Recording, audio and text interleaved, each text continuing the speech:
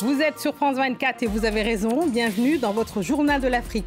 À la une ce soir, Anatole Collinet Makosso, Premier ministre de la République du Congo, est notre invité ce soir. De passage à Paris, nous parlerons de la dette de son pays à l'occasion de la réunion du FMI à laquelle il va participer et de son positionnement international, notamment dans la crise en Ukraine, mais aussi de la délinquance qui frappe le Congo-Brazzaville. Le choc et l'émotion au Sénégal après l'annonce du décès d'une femme enceinte non assistée et qui a agonisé pendant plusieurs heures devant l'hôpital dans le nord du pays. Un fait divers qui met la lumière sur les dysfonctionnements graves des structures de santé dans le pays. Et nous irons à Abidjan pour suivre la première étape de la tournée africaine de Memoria, une exposition qui présente des œuvres de 14 femmes africaines dont le travail pose un regard singulier sur notre histoire universelle. Reportage à suivre. Il a été nommé Premier ministre de la République du Congo il y a tout juste un an par le président Sassou Nguesso et il est de passage à Paris. Anatole Collinet Makosso, merci d'être dans le journal de France 24. Vous êtes, entre autres, à Paris pour cette Assemblée générale du FMI, l'occasion pour vous de faire un bilan. Vous aviez obtenu 450 millions l'année dernière, mais plus largement, quel bilan faites-vous de vos 1 an à la tête du pays ? Merci beaucoup, Madame Fatimata, et merci de me donner l'occasion d'être sur ce plateau. 1 an, demain, ce sera l'année d'investiture de Monsieur le Président de la République. Ce n'est pas encore l'année anniversaire du Premier ministre chef du gouvernement que je suis. 1 mois plus tard. 16 avril, oui, oui bien sûr. 12 mois pour le président de la République, 12 mois d'exécution de son projet de société, 12 mois pour lever les préalables qui consistaient à gérer la crise sanitaire pour un retour à la vie normale, les préalables qui consistaient à rétablir les équilibres macroéconomiques parce que, comme vous le savez, les paramètres étaient au rouge. 12 mois pour relancer l'économie, pour mettre en chantier le plan national de développement qui venait d'être élaboré. Voilà ce qu'on peut déjà retenir à ce stade. Alors, on en parlera de ce plan du PND, donc 2022-2026. Mais par rapport à la dette et en particulier par rapport à l'aide qui avait été accordée, 450 millions par le FMI, il y avait une condition, c'était une décote de votre dette de 30%. Là, vous êtes à 6%. Quels sont vos objectifs là pour atteindre cette décote? D'abord, retenir qu'en avril 2021, cette dette est estimée à près de 110%. Aujourd'hui, elle est autour de 80%. Vous voyez bien l'effort qui a été accompli. 94, hein, on voit. 84, je peux vous dire. Avec précision, c'est 84%. Bon, il faut laisser quelques marges d'erreur, quelques fenêtres. Oui, mais nous sommes autour de 80%. Il faut donc voir les efforts qui ont été accomplis en termes de restructuration de cette dette et en termes de réformes qui auront permis effectivement de réduire la dette, de passer d'une politique de surendettement à une politique de désendettement. C'est très intéressant justement parce que vous parliez justement du plan du PND, donc 2022-2026. Vous aviez dans vos idées, ou en tout cas dans les propositions, d'inclure des partenariats publics-privés et des investissements innovants. Où en êtes-vous sur cette question précise au Congo? Le mode de financement retenu est justement celui-là, recourir aux emprunts concessionnels et éviter les emprunts non concessionnels, privilégier le partenariat public-privé et bien entendu imaginer des financements innovants. Nous y travaillons et en ce moment nous sommes sur un programme d'ailleurs qui consiste à rechercher un certain nombre de mécanismes de financement, mais nous travaillons aussi au regard des réformes qui sont entreprises à payer la dette. Et c'est pourquoi vous voyez des efforts qui sont accomplis après la restructuration de la dette des traders avec Glencore qui était le dernier trader qui était hostile à toute restructuration. Cette restructuration est faite et on peut dire aujourd'hui la dette du Congo est soutenable grâce aux efforts entrepris par le gouvernement. Grâce aux efforts et peut-être à l'aide de la Chine éventuellement aussi. Les pourparlers avec la Chine se poursuivent encore. Mais des efforts ont été accomplis par d'autres mécanismes. Aujourd'hui, oui, c'est ce qui a amené le Fonds monétaire international à reconnaître le caractère soutenable de la dette et à conclure avec nous une facilité élargie de crédit de 3 ans. D'accord. Alors parlons de la situation internationale. La guerre que mène la Russie en Ukraine, votre pays fait partie de ceux en Afrique, et il n'est pas le seul, à s'être abstenu au moment du vote de cette résolution aux Nations Unies qui condamnait justement cette invasion. Expliquez-nous votre vote rapidement. Nous sommes simplement restés fidèles à la logique qui est la nôtre depuis que le président Denis Sassou Nguesso est aux affaires. Il privilégie la diplomatie, le dialogue pour la sécurité et la stabilité du continent. Parce que, comme vous le savez, l'Afrique est habituée à ces crises du genre, celles qui se passent aujourd'hui en Ukraine. On a connu les invasions, on a connu les conflits de frontières, on a connu des crises internes. Et toutes ces crises n'ont été résolues que par la diplomatie, par le dialogue. Nous étions déjà heureux au début de la crise de voir le président Emmanuel Macron anticiper sur la diplomatie, éviter l'escalade en parcourant les capitales pour prêcher le dialogue, pour prêcher le langage de la diplomatie. Et ce ne sont que ces efforts que nous avons voulu consolider au niveau du continent. La position africaine était une position qui consistait à éviter la stigmatisation, mais plutôt à encourager la diplomatie, à encourager le dialogue, parce que nous le savions dès le départ qu'une guerre, on sait quand elle commence, on ne sait jamais quand elle termine. Donc ça n'a rien à voir avec la Chine?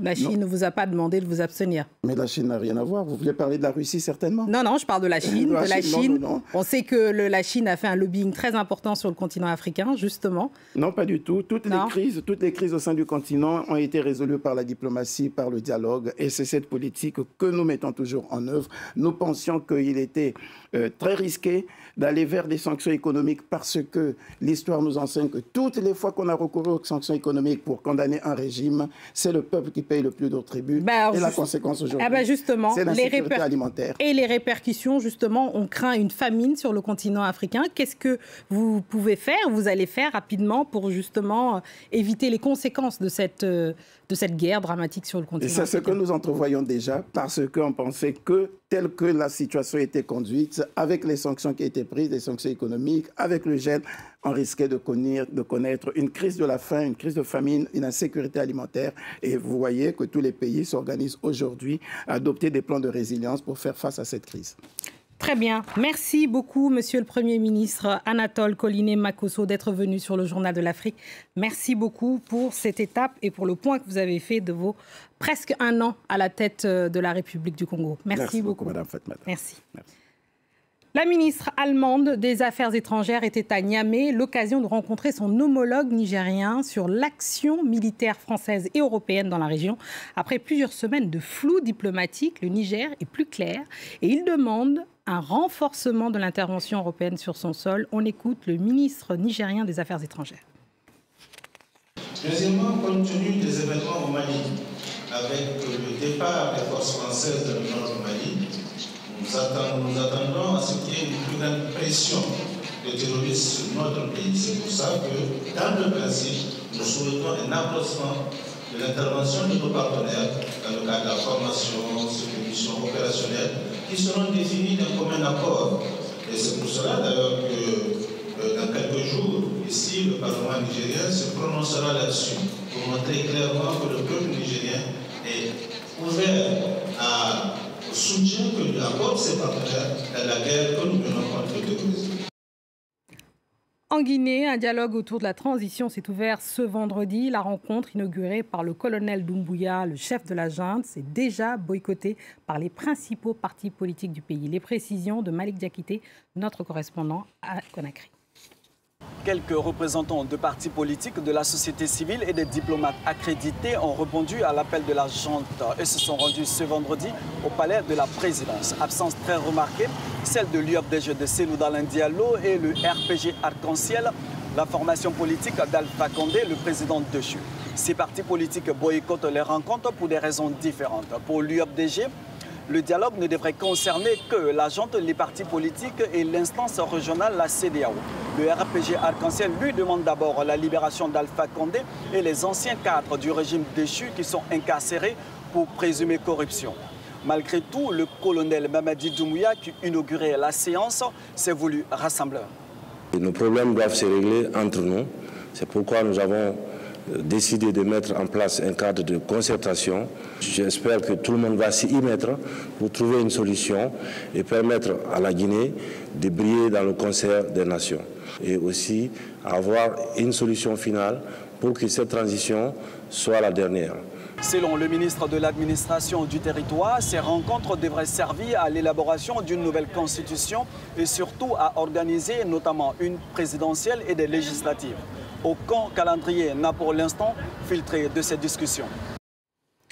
Allons à présent au Sénégal où l'émotion est grande depuis l'annonce de la mort de Sokhna Astou, la jeune femme enceinte et qui est morte après avoir agonisé pendant plusieurs heures devant l'hôpital qui est situé à Louga, qui ne l'avait pas prise en charge. Un drame qui lève le voile sur les errements du système de santé sénégalais. Reportage à Louga de notre correspondant Eliman Dao. Tristesse et colère règnent dans la maison de Sokhna Astou. Il y a quelques jours, cette jeune femme enceinte perdait la vie à l'hôpital public de Louga après avoir demandé en vain une césarienne. Sa tante qui a assisté à son agonie ne décolère pas.